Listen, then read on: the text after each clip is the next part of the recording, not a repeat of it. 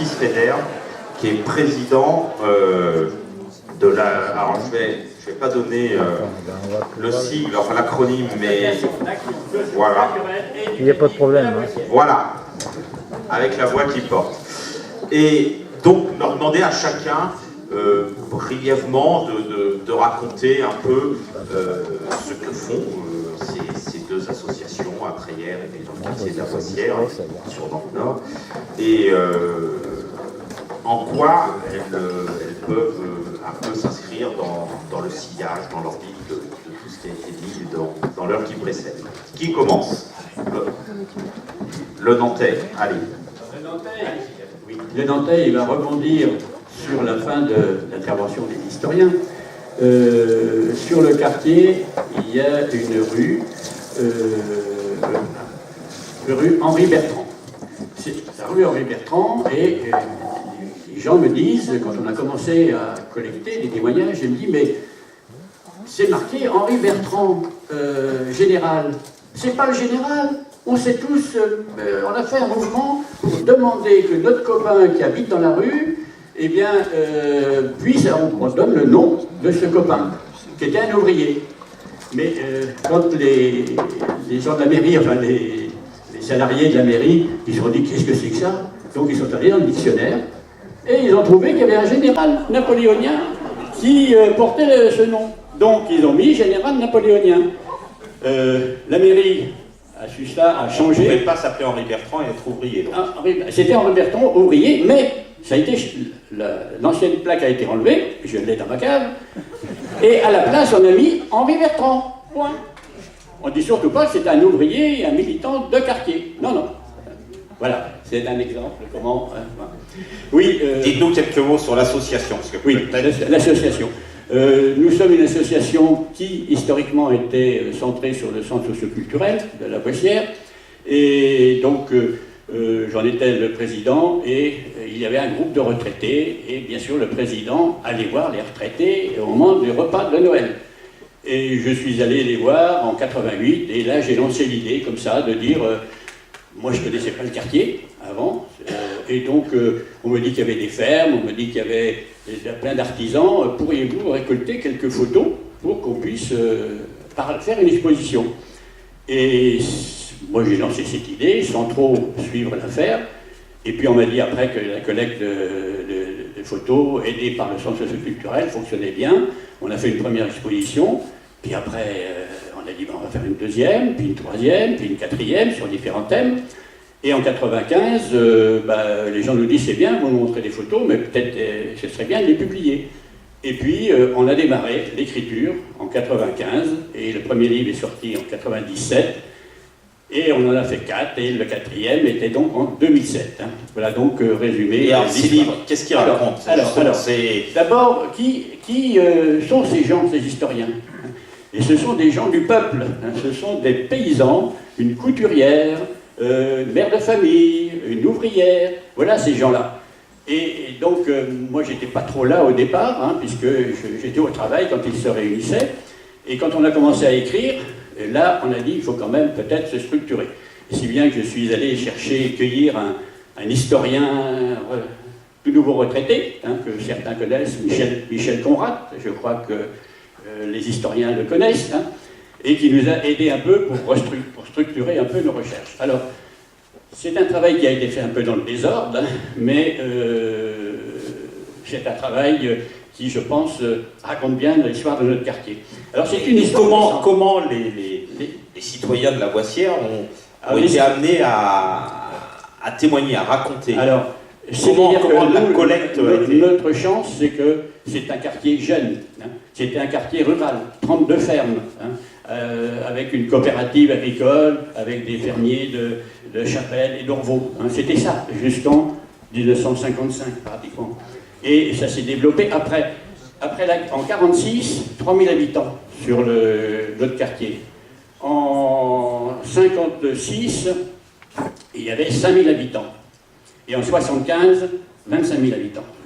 Et pour la petite histoire, on est toujours à 25 000 habitants, malgré les nombreuses constructions, la densification, on est toujours à 25 000 habitants, puisqu'il y avait des familles à 10, 15 enfants. Il y avait même une famille dans un T5 avec 21 enfants, et ils ont logé jusqu'à 25 parce qu'il y avait la fille qui avait divorcé, qui est revenue avec ses enfants, et ils couchaient à 5 dans un lit de 130, en quinconce, hein, enfin en tête bêche, et sanglés pour ne pas tomber. Hein.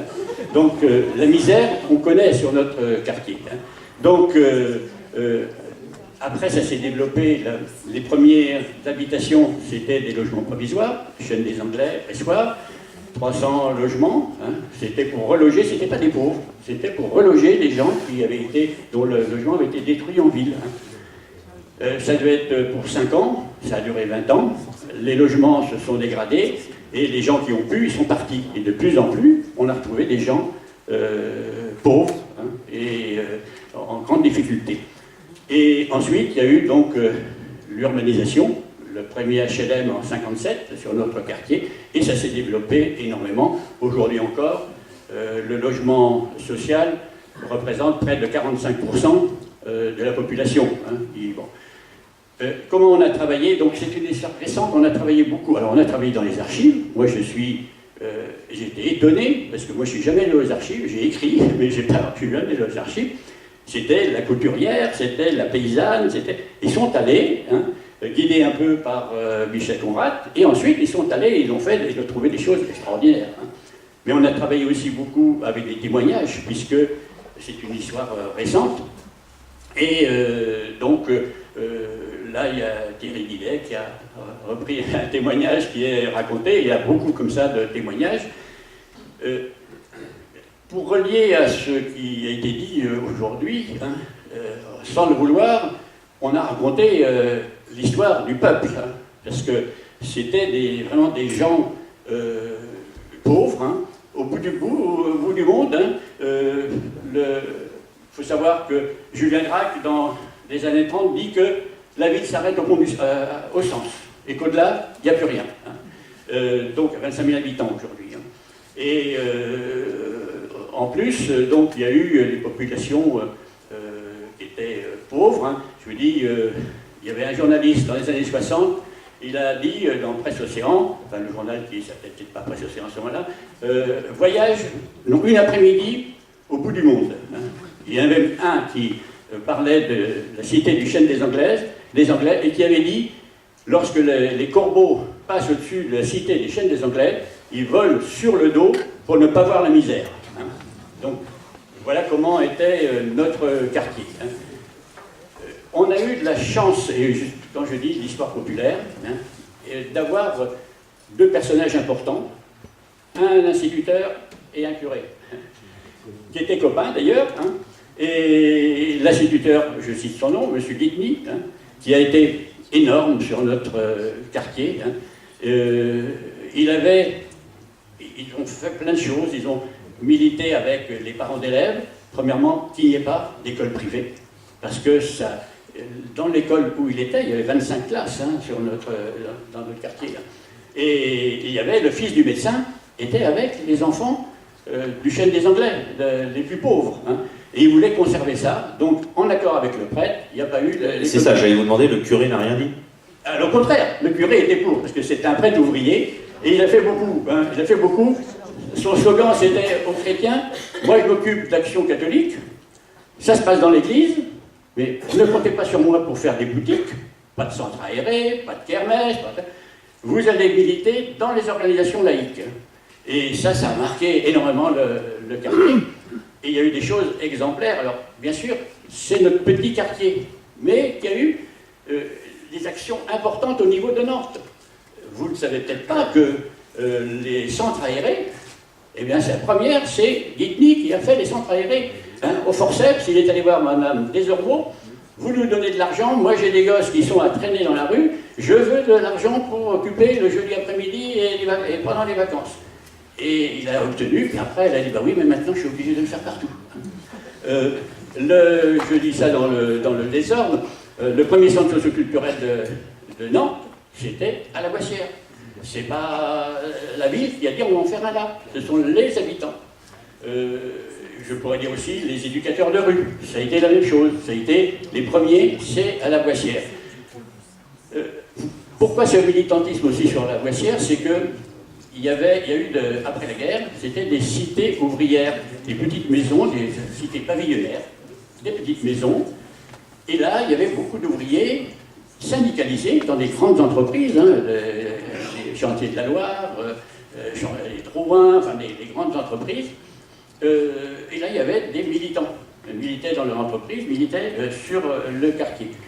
Et ce sont eux qui ont mobilisé les gens et qui se sont souciés de ce qui se passait dans les HLM qui se construisaient autour de chez eux. Et donc on a là eu des pionniers travaillant avec M. Bitny, l'instituteur, et avec le curé. Le curé, merci. Alors je voudrais dire quand même autre chose, c'est que vous m'avez enlevé l'idée de... Ça reviendra après. Hein, vous pourrez la reprendre la parole. Je vais me tourner vers Loïc Bonnet, que je vais tutoyer aussi parce qu'on s'est connus dans une vie professionnelle antérieure, et lui dire un peu comment ça se passe à Trélières. C'est sans doute différent ce que vous faites comme travail de ce que vient de nous dire Monsieur Peller, de ce qu'il vient de raconter sur la Boissière. Oui, ben ça tombe bien puisque Francis disait que la ville s'arrête au Pont du Sens et c'est là où commence Trélières. Donc voilà, on est complètement... il y avait des territoires donc, qui allaient jusqu'à Nantes hein, et qui étaient Trélières. Alors nous, ben, l'histoire est un peu plus récente dans la mesure où notre association a tout juste... va avoir 10 ans l'an prochain, en 2018. Et... elle est née d'une circonstance un peu particulière. C'est à cette époque, en 2007, il y avait, entre 2004 et 2005, on avait vécu une expérience avec le Conseil général qui organisait dans certaines communes du département des enquêtes auprès des anciens, enfin bon, etc., pour en faire un film et aussi constituer un film de fiction. Ça a permis de regrouper une petite équipe de Tréliérains qu'on appellera de souche et de Tréliérains rapportés, hein, dont je fais partie bien sûr, même si ça fait 40 ans que j'habite la commune, mais je ne fais pas partie des Tréliérains de souche, ça c'est évident. Et puis voilà, l'idée est née. Aussi, on avait quelques antécédents. Quelqu'un qui était connu de nos services, qui est ici présent au fond de la salle et qui n'a pas voulu monter sur la strade, qui est Jean Bourgeon, qui lui, dès 1986, avait publié un livre sur Trélières, hein, de la préhistoire, on peut dire, à la Révolution, La vie est dans le pré, qui a réussi ensuite, quand l'association a été créée, avec la participation de notre association en 2012, à sortir un deuxième volume sur l'histoire de Trélières, auquel on a collaboré. Alors quand on arrive à écrire près de 1000 pages sur l'histoire d'une commune où il ne s'est rien passé, hein, parce que nous, on n'a pas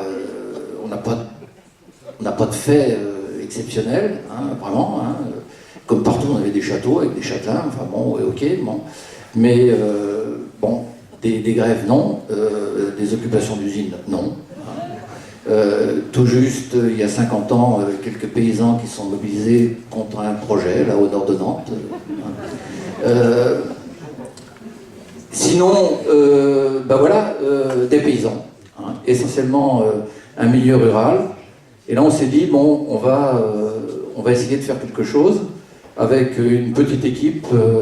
Alors nous sommes deux historiens, Jean, donc, qui est nantais, mais qui a quelques racines tréliéraines, et puis moi-même.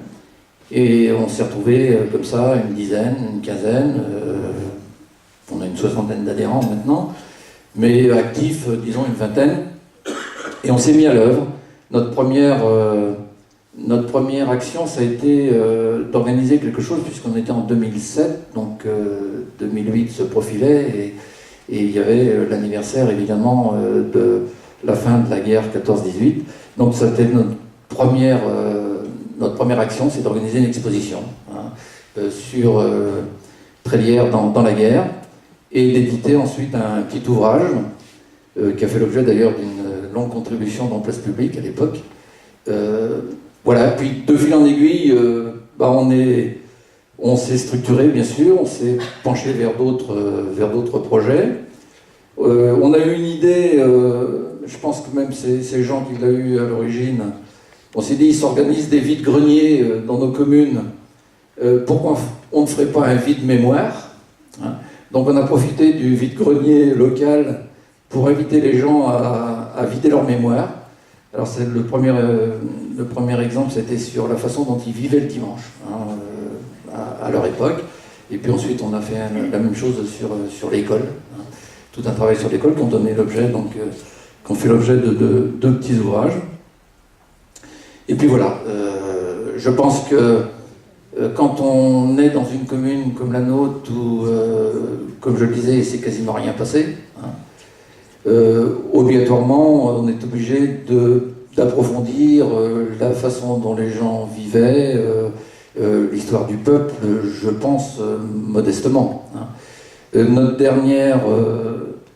dernière action, ça a été de nous pencher pendant 3-4 ans, enfin un groupe s'est mis au travail sur le parler local, hein, ce qui nous a permis d'éditer un petit dictionnaire du gallo, on a intitulé ça le gallo du coin, le langage tel qu'il était parlé à Trélières et tel qu'il se parle encore très peu, mais par quelques-uns encore aujourd'hui.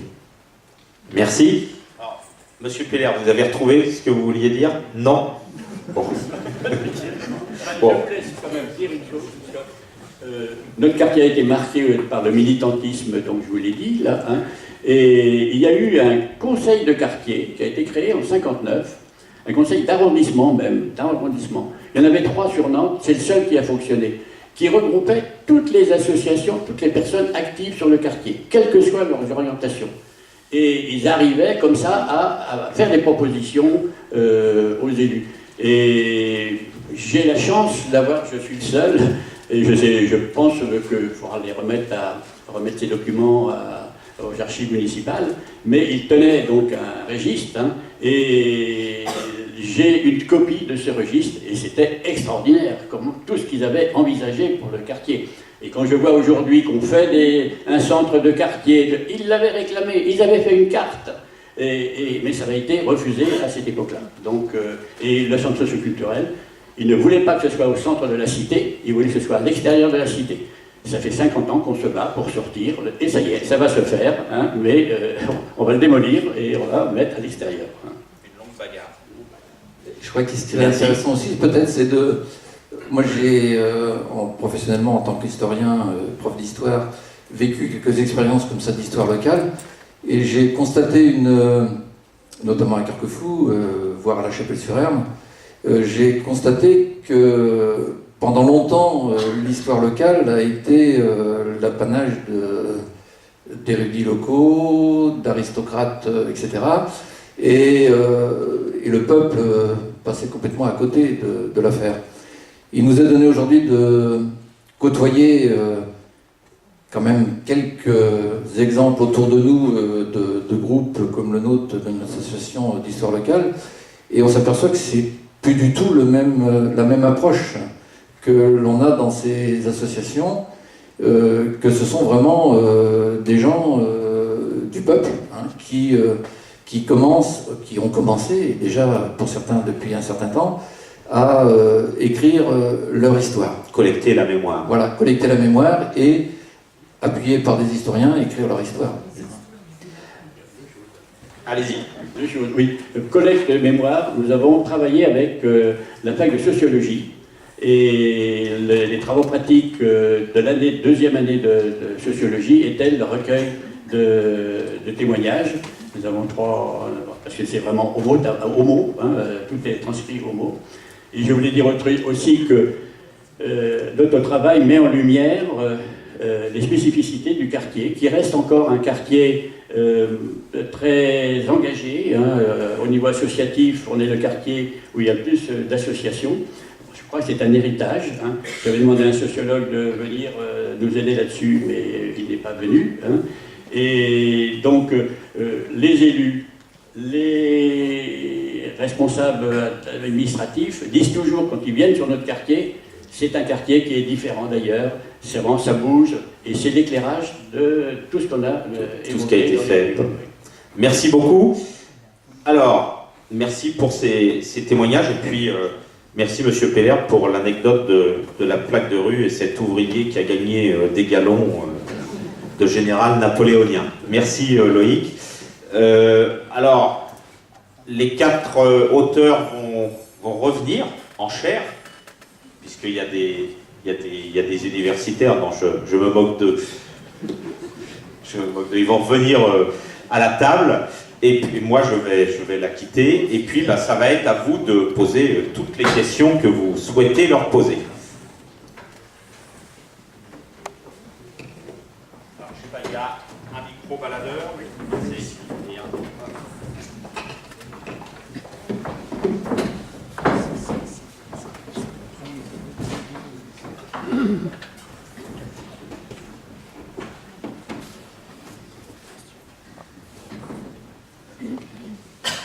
Allez, qui commence?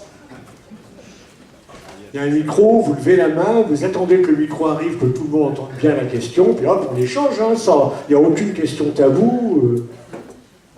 Ah, voilà. Et une main là-bas, au fond à droite. Ah, j'ai oublié de dire, là, la personne qui posera la 10e question, elle a le droit d'emporter tous les exemplaires qui restent de l'histoire populaire de Nantes. Voilà, je voudrais revenir sur ce qu'a pu dire Monsieur Bonnet, qu'il n'y avait rien, qu'on ne faisait rien sur ce qu'il y avait. Bon, je me suis occupée de patrimoine au niveau de La Chapelle-sur-Erne pendant un certain nombre d'années. Et je peux vous dire que nous avons fait des registres, des livres sur chaque village, avec les gens du village. On en a fait un pour Moulines, on en a fait plusieurs comme ça. Et après, on a fait l'histoire du bourg avec les gens du bourg. Donc, il ne faut pas dire qu'il n'y a rien, en particulier à La Chapelle-sur-Erne. On a beaucoup travaillé avec les gens qui habitaient les villages. C'est plus un témoignage qu'une question, hein, ça n'appelle pas, voilà, on est d'accord, de réponse de notre... Madame, attendez le micro, hein, ce sera plus simple avec le nombre qu'on vous entende, madame. Nous, on va vous entendre ici tout près, mais il faut penser aux personnes au dernier rang, par exemple. Donc ces villes minuscules dont vous parlez, enfin, vous nous avez cité quelques noms, mais comment est-ce que vous êtes tombé dessus, entre guillemets, par hasard, ou c'est des lectures que vous avez faites de vos collègues, ou quel est le fait que vous citiez plus une personne qu'une autre? Ce que je propose, c'est que chacun d'entre nous réponde à la question, qui est vraiment une question très large. Hein. Tout le monde a entendu la question? Bien. Le sujet du micro, je commence, après je le passerai à mes voisins. Je prends un exemple, donc pour court. La famine de 1532, les cadavres, etc. Voilà. Il y a un registre, il y en a des dizaines, hein, mais je les ai tous dépouillés, de compte de l'hôpital de Nantes. Entre nous, bon, d'accord, pour l'histoire professionnelle, c'est intéressant, mais c'est pas passionnant à lire, je ne vous recommande pas la lecture. Bon. Ah oui, mais un jour, en marge, c'est dans la marge au sens physique, le côté en bas des pages, en haut, il y a un monsieur, vous pouvez lui dire, il n'a pas de rue à son nom, il s'appelle Jean Javel, qui était le comptable de l'hôpital. C'est lui qui a vu, comme on plein de montées, tous ces cadavres dans les rues, et c'est lui qui se met à raconter.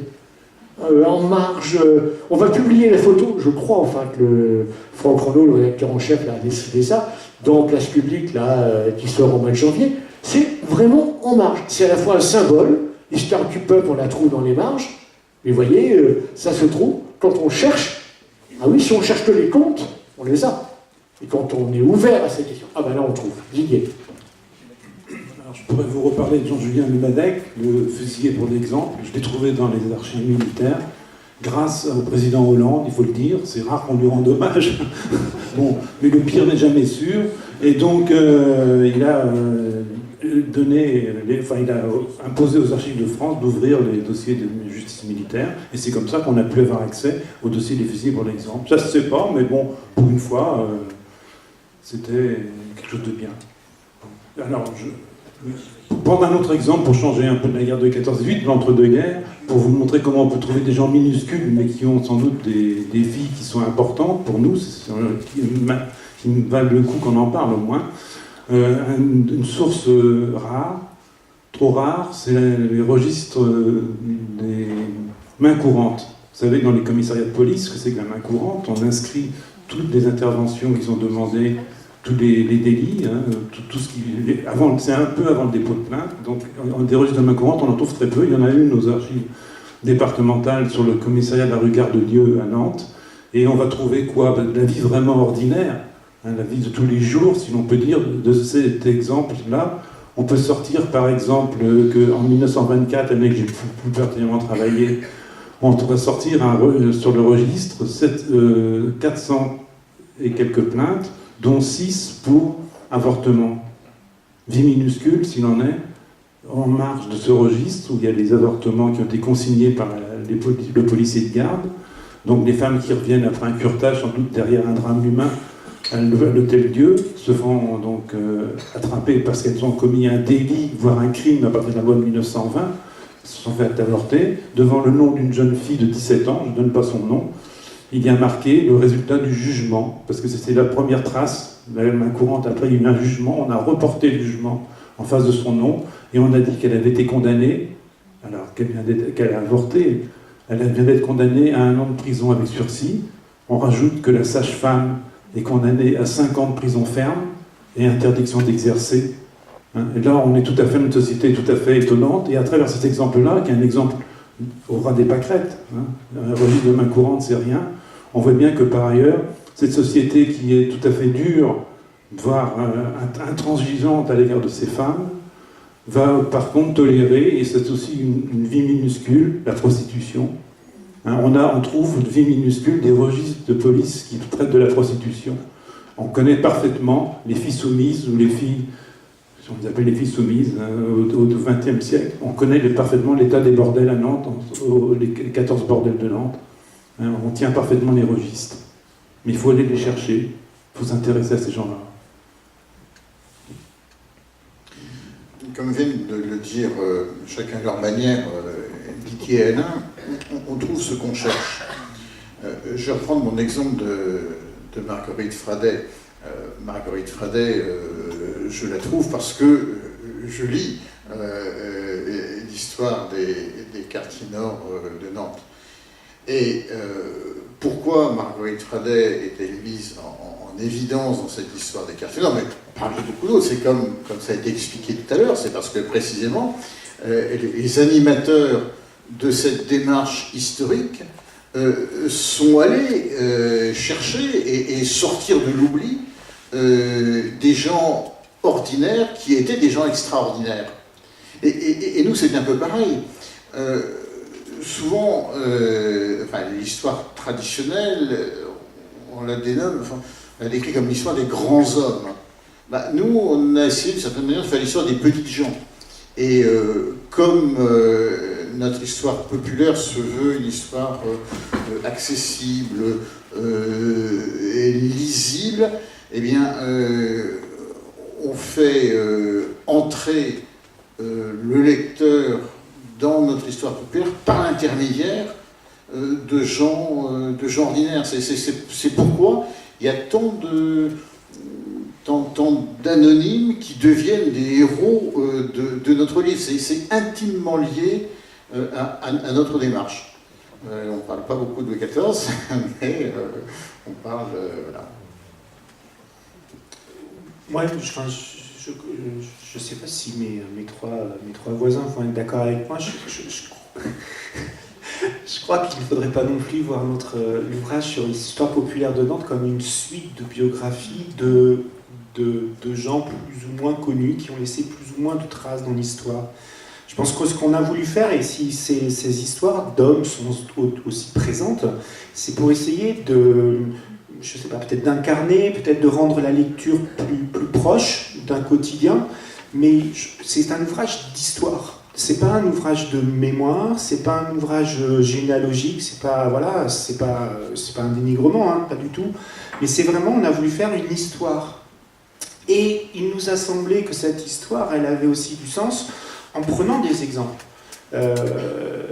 Donc c'est en recherchant à dire des choses que ces personnages se sont peut-être plus ou moins imposés à nous. C'est-à-dire que je reprends le cas de mon Pierre Drouet tout à l'heure, il prend du sens parce que quelque part il met de l'humanité dans ce qu'on est en train de raconter. Et c'est dans ce sens-là que c'est intéressant. Sinon, je vais être très honnête, j'en ai pas grand-chose à faire de ce Pierre Drouet. Sauf qu'au moment où on parle d'histoire, où on fait de l'histoire, il prend du sens parce qu'il permet, il y a un côté médiateur. C'est-à-dire qu'il va permettre de faire comprendre des choses parce qu'il est incarné. Et je trouve que c'est aussi ça qu'il faut voir. Donc on essaye d'incarner les gens. Et donc, enfin, non, pardon, c'est un peu absurde ce que je veux dire. On essaye d'incarner l'histoire par le traitement de ces gens. Mais enfin, ça aurait pu être plein d'autres personnes. Je trouve que c'est intéressant, par exemple, dans l'exemple que donne Didier, la personne qu'il cite, ce qui est intéressant dans son histoire, c'est qu'elle n'est qu'une parmi tant d'autres. Et c'est là où il y a une ambiguïté qui est très intéressante d'ailleurs à essayer d'évoquer, c'est sortir quelqu'un parce qu'il est représentatif et non pas pour ce qu'il est. Tout à l'heure, quand on a cherché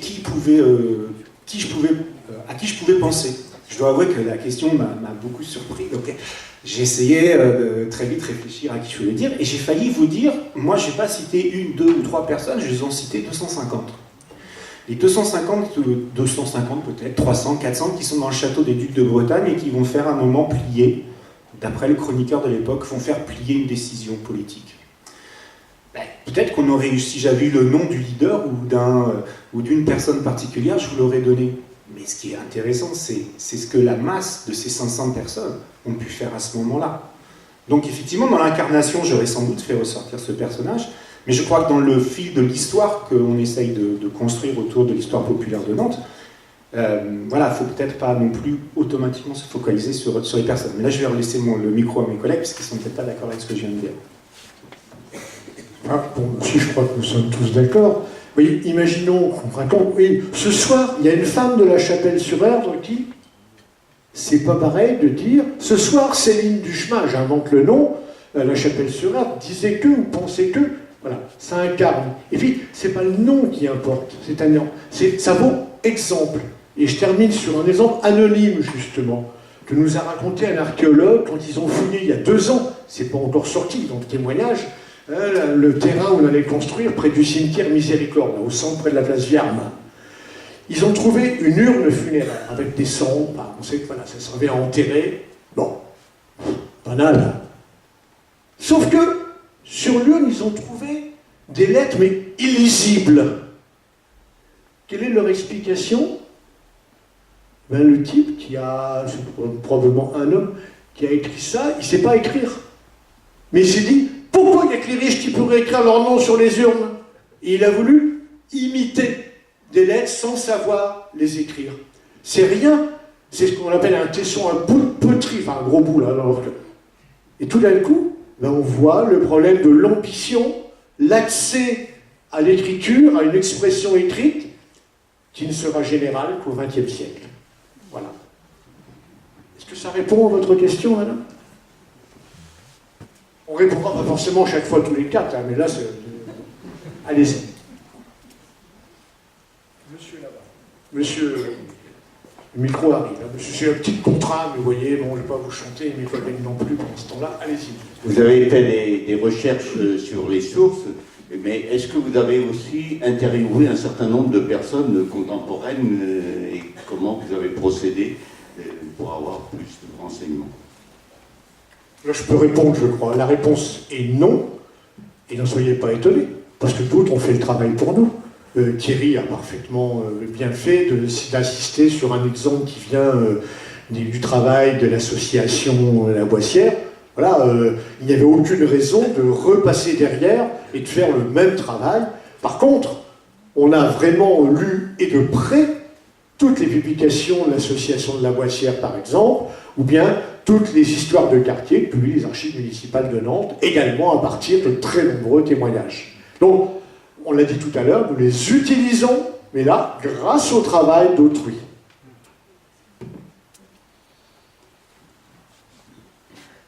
Madame, derrière, oui, attendez, le micro arrive. Allez, cette fois-ci, on va voir qui va répondre. Voilà.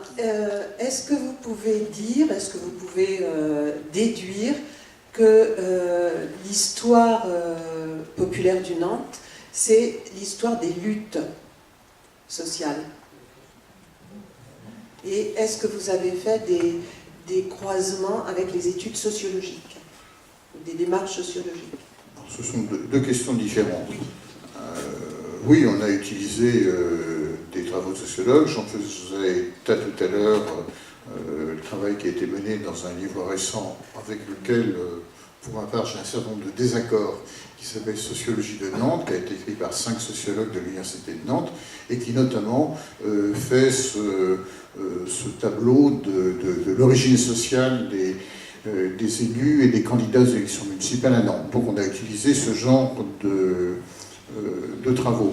Alors non, ça ne se réduit pas à l'histoire des luttes. On parle de l'accès à la culture, on parle du cadre de vie, on parle des modes de consommation, enfin je pourrais citer des tas d'exemples. Ça serait une vision complètement réductrice de croire que le peuple est toujours en lutte à travers tous les âges, défile sans arrêt derrière le drapeau rouge depuis la préhistoire. L'anachronisme est évidemment délibéré. Non, c'est pas, on n'a pas une vision héroïque ou héroïsante. On s'intéresse au peuple dans tous les aspects de la vie courante. Je ne sais pas si mes camarades... Je vais répondre aussi en tant que camarade, je ne sais pas peut-être, de l'auteur. Oui, c'est l'image qui est souvent donnée de Nantes aujourd'hui, une ville en lutte où la classe ouvrière est ombrageuse, où la classe ouvrière est vite à partir. On télescope le présent avec le passé, et ça, je crois qu'on essaie aussi d'éviter ce genre de choses, c'est-à-dire le télescopage de la mémoire et de l'histoire.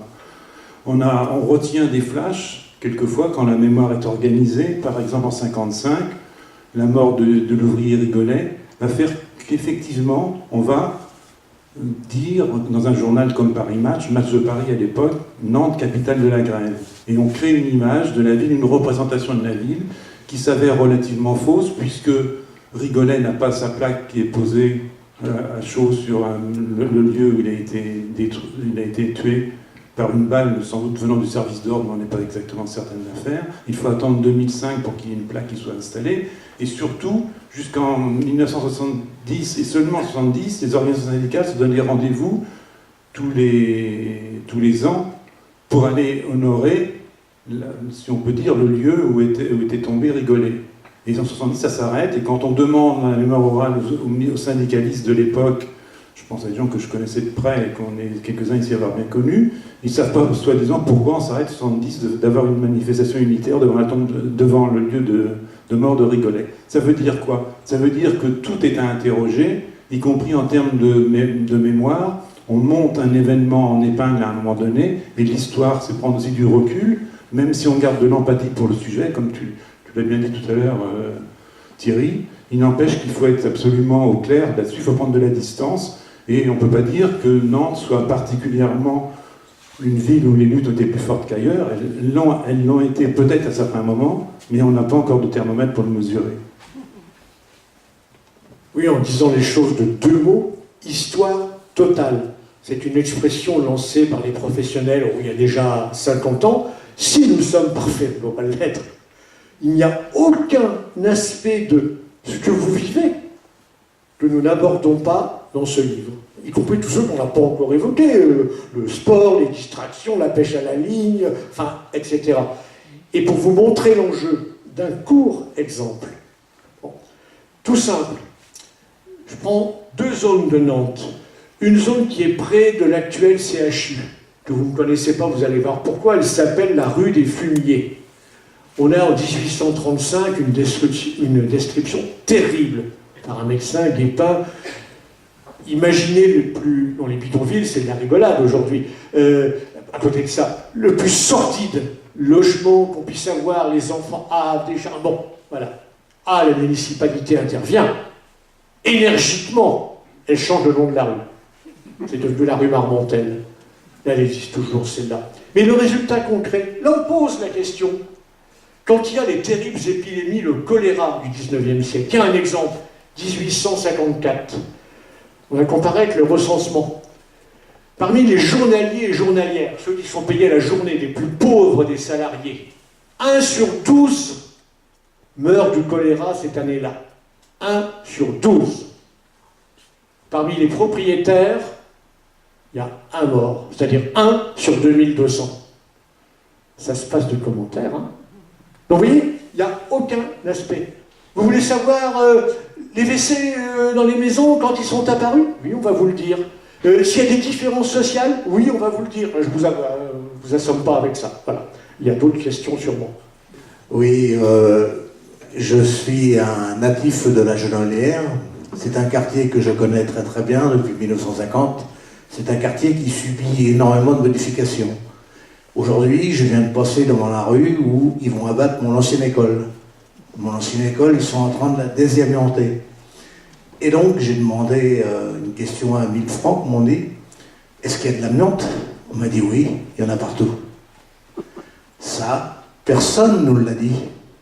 On a tous été, beaucoup d'enfants sont passés dans l'école.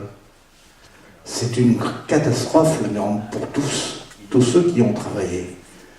Et donc, évidemment, si on met ça au bout du jour, quand j'ai téléphoné à la mairie, par exemple, pour leur demander pourquoi il y avait de l'amiante dans une école, on m'a dit « non command ». On a vendu le terrain. Voilà un exemple où Place Publique pourrait intervenir. Là aussi, un témoignage, je crois que ça n'appelle pas réponse, enfin, sauf si quelqu'un, voilà, de réponse de notre part, hein, je crois que... Je peux ajouter quelque chose. Pardon. Cette école, hein, va être démolie. C'était un site extraordinaire, la Genolière. Tout va être détruit, parce que là, on peut faire des immeubles. Alors, quand Francis Peller dit aux élus, ça va pas là, c'est une ancienne usine, on peut la réhabiliter, on peut faire des choses, et on me répond, toi, Francis, il n'y a que le vieux qui t'intéresse. Et voilà. Et l'affaire est close, on n'en parle plus. Alors, je n'ai pas lu encore votre ouvrage et je me demandais, pour l'avoir feuilleté rapidement, si vous aviez traité les différentes périodes historiques ou si vous en aviez privilégié certaines par rapport à l'histoire nationale, par rapport à l'histoire locale, justement. Oui, je vais répondre là, c'est une réponse forcément collective. Alors, on va bien du premier ordre symboliquement jusqu'à nos jours, mais pas à égalité de traitement. C'est vrai que si, je vais caricaturer, c'est pas ce que vous dites, si on avait dit on fait un chapitre par siècle, ben les 50 premiers chapitres, il y aurait eu 3 lignes, hein, pour un siècle de la préhistoire, voilà, bon, c'est pas possible. Donc, en gros, il y a la moitié du livre sur le 19e et le 20e siècle, et la moitié du livre sur ce qui précède. Ce qui n'est pas banal. Hein, c'est-à-dire qu'on accorde vraiment une importance grande au présent, et au passé récent, mais aussi une grande importance à ce qui est ancien. Ça répond à votre question? Oui, attendez. Oui, j'ajoute qu'à la toute fin du livre, sur une dizaine de pages, sous forme d'un tableau, il y a un chapitre qui s'appelle le temps du peuple, qui se présente en 3 colonnes. À gauche, on a quelques repères, au milieu, on a quand, c'est-à-dire la date, et à droite, on a le peuple de Nantes. Je vais prendre un exemple. 1789, dans la colonne quelques repères, on a 14 juillet à Paris, prise de la Bastille. Dans la colonne quand, on a 1789. Et dans la colonne le peuple de Nantes, on a janvier, émeute du pain cher. Juillet, la ville demande à l'évêque des prières publiques en raison du risque de mauvaise récolte. Donc on a des dates significatives et la mise en relation de la grande histoire, avec plein de guillemets, avec l'histoire du peuple de Nantes. Oui, on peut élargir tout aussi brièvement. 1492, 12 octobre, Christophe Colomb découvre l'Amérique. Ça, c'est dans les repères. Aucun Nantais ne l'a su. Et 12 octobre à Nantes, un jour ordinaire, naissance de Guillaume Jacquet. Ce qui, au passage, n'est pas banal. Il y a extrêmement peu de villes en France qui ont des registres paroissiaux du XVe siècle. Je crois que la chronologie qu'on vient de nous suggérer montre bien la différence de conception initiale entre une histoire vue d'en haut, 1492, la découverte de l'Amérique, et donc une histoire vue d'en bas, la naissance d'un enfant. Donc je crois que c'est tout à fait le regard qui change, et donc on pourrait dire qu'on a accepté de prendre encore les cadres chronologiques de l'histoire traditionnelle, on va dire ça comme ça, mais on pourrait très bien inventer aussi un autre découpage du temps, si les ouvrages d'histoire populaire se multiplient. Je crois que là, on voit bien qu'effectivement, la vision qu'on vous a donnée à l'école, ou qu'on donne à l'école, quelquefois qu'on donne encore aux étudiants, est une vision qui donne un certain point de vue. Il n'y a pas de neutralité là-dedans, il n'y a pas d'historien innocent, comme disait Jean Bouvier. Tous les historiens font un choix, y compris dans le choix de la chronologie. Ça me paraît tout à fait important dans le découpage. Didier me fait penser à un dernier exemple. Pendant la Révolution, il y a 6 petites filles qui sont prénommées Zulim. Bon, vous vous dites, mais quel est l'intérêt? Les mères de ces 6 petites filles sont toutes des mères célibataires. Ah, il y a quelque chose de bizarre là. La recherche, ça c'est notre boulot. Zulim, c'est une héroïne de théâtre.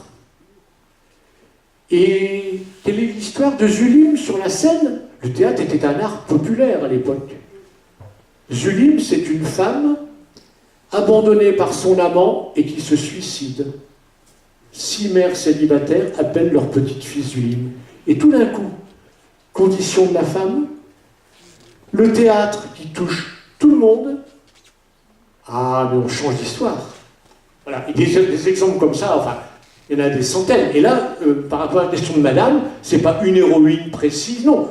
C'est Zulim, voilà, un enfant, mais on ne donne même pas le nom de famille ici. Oui, alors, vous nous avez donné la borne inférieure de votre période historique. Je souhaiterais que vous précisiez la borne supérieure. C'est-à-dire, quand vous nous dites passé récent, savoir où vous vous arrêtez. C'est une première question. Ma deuxième question, c'est, dans l'hypothèse où ce passé récent est assez proche, quelle est votre approche de l'évolution historique de certains quartiers, et notamment du fait de l'immigration?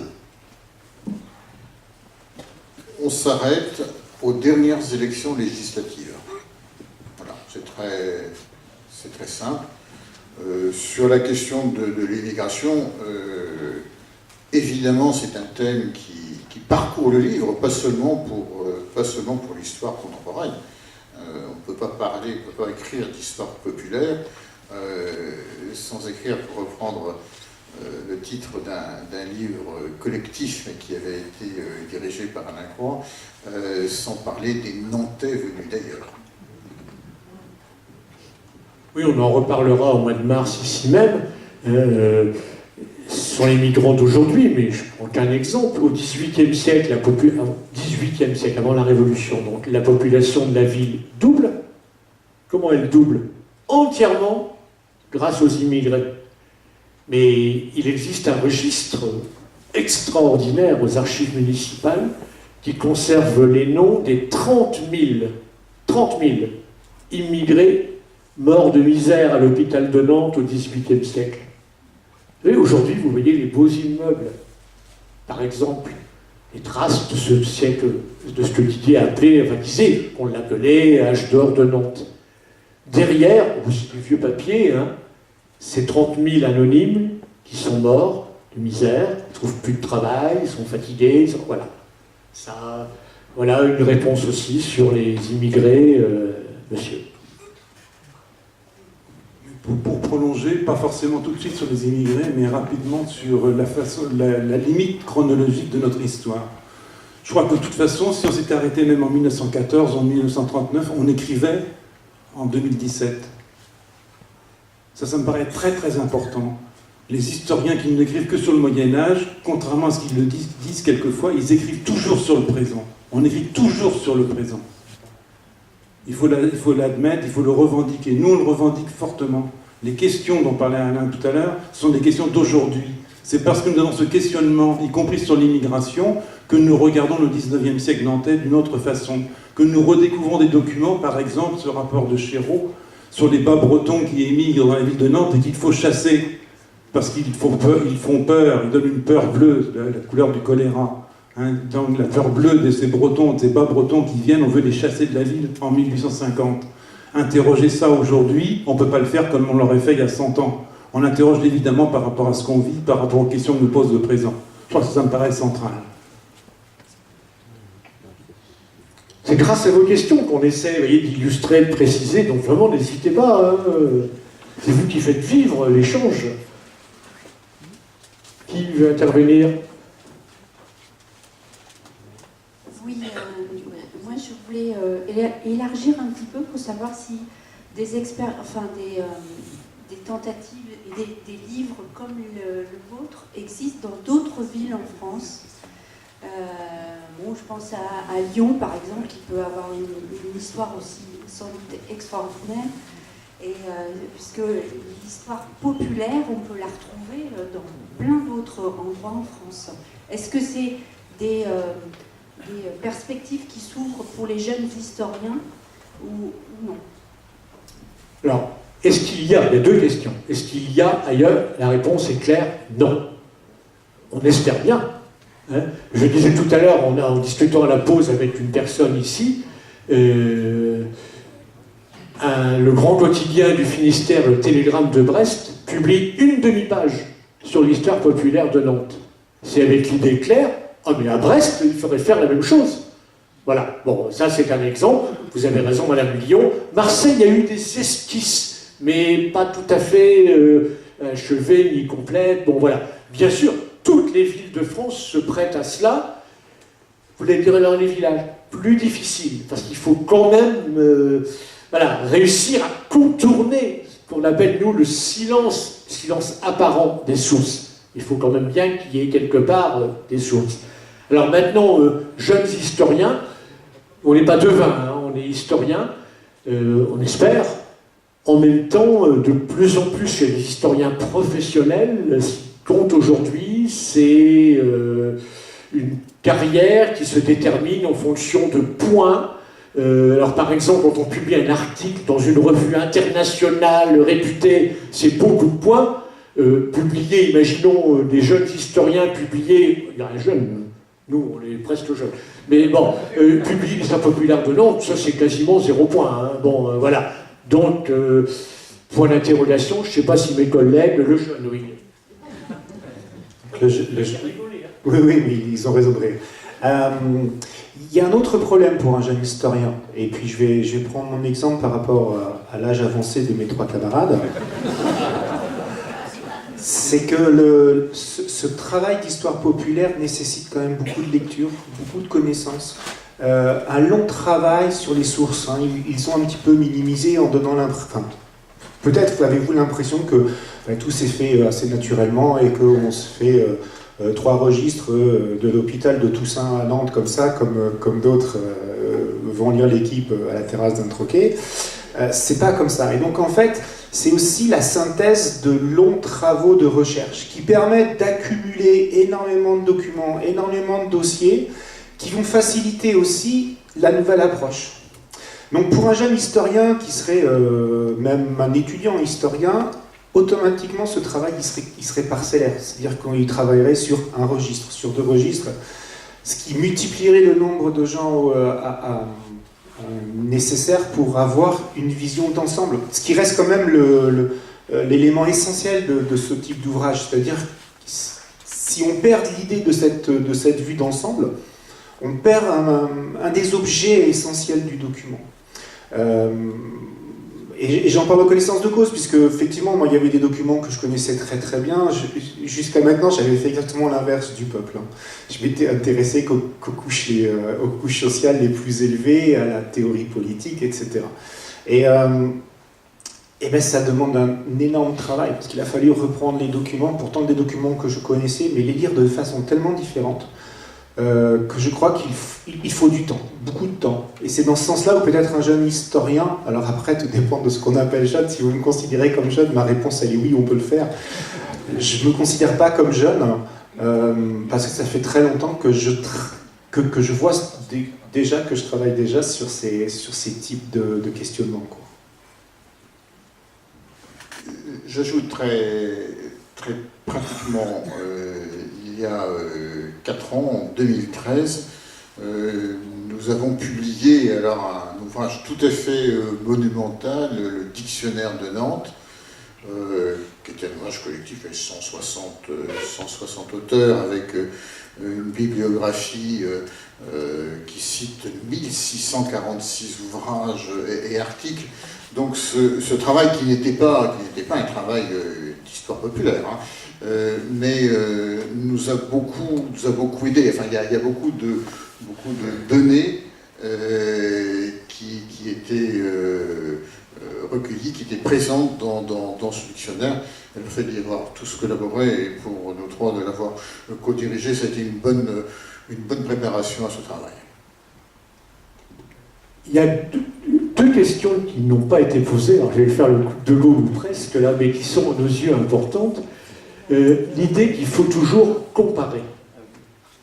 Tout à l'heure, il y a eu l'évocation de Bordeaux.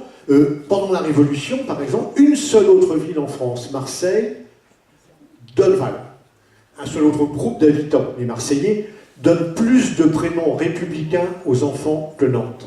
Sentiment républicain très fort à Nantes. De même, sur les différences chronologiques. Aujourd'hui, le maire de la Châtelle-sur-Erdre et l'ensemble du conseil municipal ont reçu un papa. Parce que son petit garçon avait fait ses besoins dans la rue. J'ai inventé. C'est ce qui se passe en plein conseil municipal de Nantes au XVIe siècle. Au moment où les élites ont une nouvelle conception de l'hygiène. Personne n'a de WC à domicile. Alors évidemment, sauf les quelques plus riches. Non. Ah, c'est plus tolérable. Enfin, c'est aux gens de la rue, on convoque devant Johanna Roland, hein, pour prendre le... Voilà. Bon. Et puis, l'autre question qui n'a pas été posée, on y tient aussi tous, peut-être mes collègues auront un mot à dire, c'est comment on peut être touché, affecté par ce type d'histoire. Alors moi, j'ai choisi un personnage, ça m'a touché. Hein. C'est un monsieur qui est papa, le 10 Thermidor en 3. Quelle importance. C'est un an exactement, jour pour jour, après l'exécution de Robespierre, qui a été suivie par une répression contre tout ce qui avait été la gauche, on l'appelait montagnarde à l'époque. Et ce papa, c'est un marin, un homme du peuple. Et comment il appelle son enfant, donc en pleine répression anti-robespierriste, il appelle son enfant Robespierre. Ah, quand j'ai trouvé ça, j'ai dit chapeau. Voilà quelqu'un qui a des convictions et du courage. Mes collègues... Peut-être de dire aussi que pourquoi est-ce qu'on fait, nous en tant que personnes ici, c'est la question qui tue, pourquoi est-ce qu'on fait ce genre d'histoire? Est-ce que finalement c'est un objet universitaire comme un autre, une nouvelle mode qu'on va lancer, etc. On a dit tout à l'heure que quand on est historien, on est obligé, et c'est le devoir du métier, de mettre à distance le passé pour mieux l'observer dans un laboratoire, mais en même temps, il y a une empathie avec le sujet. Alors je crois que, sans vouloir faire ici une auto-analyse, on pourrait quand même se dire que tous les quatre, pardon, j'ai oublié le plus jeune, mais c'est tout à fait important, il est tellement jeune qu'on l'oublie encore, c'est lui l'avenir. L'avenir, c'est effectivement peut-être cette empathie qu'on a tous les quatre à l'égard du milieu populaire. Je crois qu'il ne faut pas se départir de cela. On a vécu notre métier d'enseignant comme quelque chose qui est de l'ordre de l'engagement dans la cité, ou le métier de journaliste. Je crois que je peux dire, je ne vais pas parler à la place de Thierry, mais quand même, et je crois que c'est parce qu'on est aussi un peu comme ça qu'on a fait ce genre d'histoire. Il n'y a toujours pas d'historien innocent, aucun ne peut le prétendre, seuls ceux qui trompent leurs lecteurs le disent. Monsieur, non? Attendez le micro, monsieur.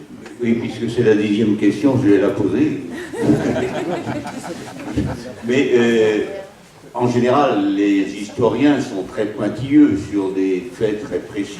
Et vous avez été capable à quatre de le faire. Est-ce que ça a été facile? Qu'est-ce que ça a été? Ça vous a obligé à faire pour rédiger un bouquin? Alors, si j'ai bien compris votre question, c'est est-ce qu'on a réussi à se mettre d'accord tous les quatre, hein? Un petit peu. Alors, je vais vous raconter, on était plus nombreux au départ. Hein, il y a des choix qui ont été faits, il y a des gens qui n'ont pas été d'accord avec ces choix. Des choix, par exemple, tout ce qui était définir le peuple ou des choses comme ça.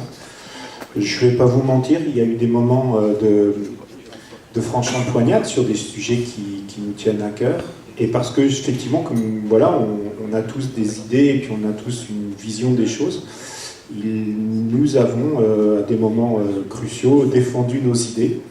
Et cette défense des idées, c'est d'autant plus intéressant quand vous arrivez à la dépasser, puisque ensuite, ça vous renforce dans ce que vous pensez, et ça vous permet d'aller vers ce que l'autre avait envie de dire, ou la façon dont il pensait, d'être plus clair dans votre propos, puisque vous comprenez que quelque part, vous n'avez peut-être pas suffisamment bien su expliquer et faire comprendre aux autres ce que vous ressentiez, ce que vous aviez à dire.